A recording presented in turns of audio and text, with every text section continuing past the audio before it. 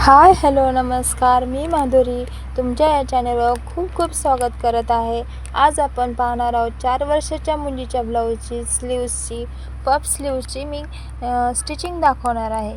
तर जसं बघताय त्याप्रमाणे मी पूर्ण रुंदीला कपडा हा स्लीव्सच्या दुप्पट घेतला होता आणि उंचीला 6.5 इंचाचा घेतला होता आणि अर्ध्या इंचाच्या प्लेट्स टाकून घेतलेल्या आहेत।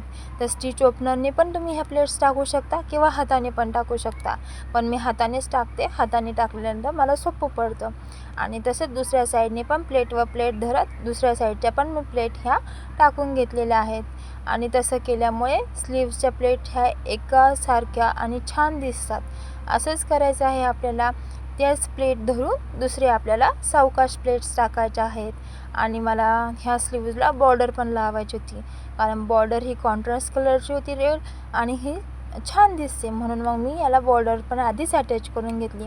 असं केल्यामुळे काय होतं, असं केल्यामुळे आपले जो आतमधले मार्जिन कपडा असतो ना बॉर्डर लावल्यानंतर, ते सगळं आतमध्ये जातं आणि मग आपल्या अस्तरचे स्लीव्स त्याच्यावर पलटी केल्यावर वरून असं काहीच दिसत नाही कचरा, सगळं स्लीव्स ही फिनिशिंगमध्ये दिसते।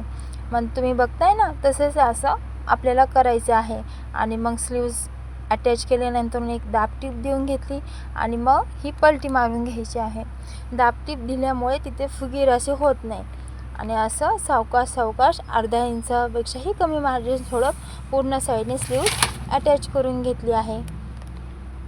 दुसऱ्या साईडची पण आपल्याला तशीच करायची आहे।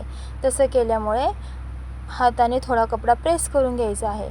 स्लीव्स ही छान दिसते आणि मी याला आता एक गोल्डन लेस लावणार आहे। पण त्याआधी पहा ह्या स्लीव्सचा पफ किती छान दिसतो आणि स्लीव्स पण फिनिशिंगमध्ये दिसते। आणि गोल्डन लेस लावायची म्हणून मी हा धागा चेंज करून घेतलेला आहे। तर तुम्हाला कसा वाटला हा पफ स्लीव्सचा व्हिडिओ?